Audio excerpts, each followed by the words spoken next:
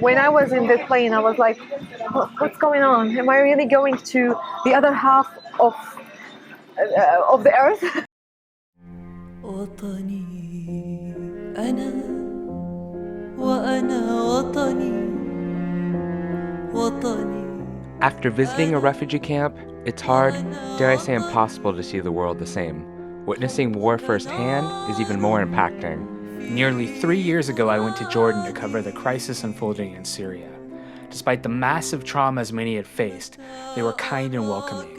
They may speak a different language, and their t-shirts may have been unintentionally ironic, but they weren't the terrorists we hear about so often in the news. They're mostly kids.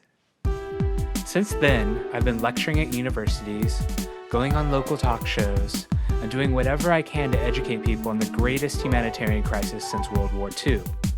Everywhere I go, I see Syria. Every day, it's guaranteed to be front-page news. Yet most people still don't know much more beyond the fact that a war is happening and the Middle East is a mess. As millions of Syrians try to find peace outside Syria, that mess shows no signs of slowing down.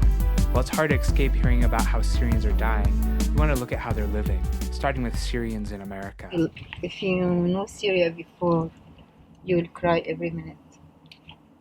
It has changed me from inside and outside. A lot of people, my friends in San Diego, they told me, you are really changed a lot after Syrian revolution. Unfortunately, American government, they make it terrorist. We are not terrorists. We are people asking for liberty and democracy. That's it. We don't ask more. While we aim to document the lives of a handful of Syrians, it's difficult to comprehend how many people are fleeing the Syrian regime and ISIS without taking a few seconds to look at the numbers.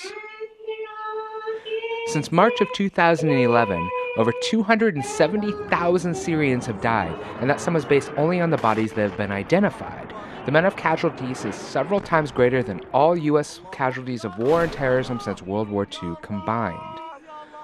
Over half the population of Syria has been displaced, with 4.2 million refugees fleeing to other countries and 7.6 million displaced inside Syria.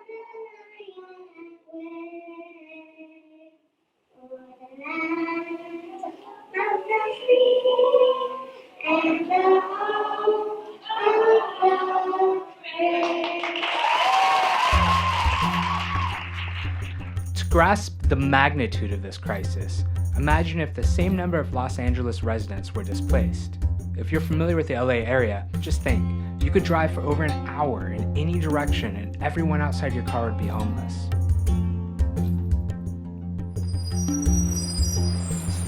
While many Syrians are just trying to find safety, others are taking advantage of living in a democratic society and trying to raise awareness about the crisis.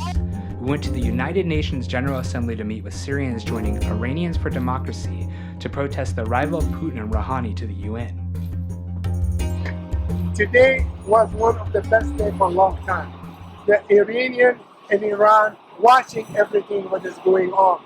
Syrian people in Syria watching what is going on. The Yemeni watching what is going on for Yemen. So really was very healthy for us to get together asking for freedom and democracy. I want the whole world, especially United States, to know their people, it is a good people, a free people who want freedom. Thank you for this country to allow us to do that. In Anaheim, California, only a few minutes from Disneyland, you'll find Little Arabia. The district has been on the upswing as of late. Many refugees from the Middle East have rebuilt their lives here, and they frequent these shops and restaurants. In fact, Los Angeles is home for the largest population of Syrians living outside Syria. We sat down with two recent refugees to the United States, Yaman and Salma, to hear about their experience. I'm living a life now that's not existed in my culture. That's living alone. We had our own country, but what is it now? My house, I've destroyed. The pharmacy that I used to work in, destroyed. So I feel like, just start living again. That hurts too. I feel guilty each time I hear a song and I enjoy it. I start to dance and even in my apartment, and I feel like what am I doing? You know? I mean, did you feel like you've changed a little bit though? Like, do you feel like, are you allowing yourself to have moments of happiness in your day?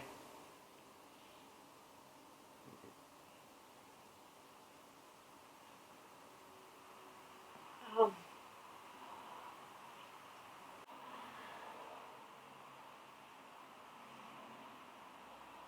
I try.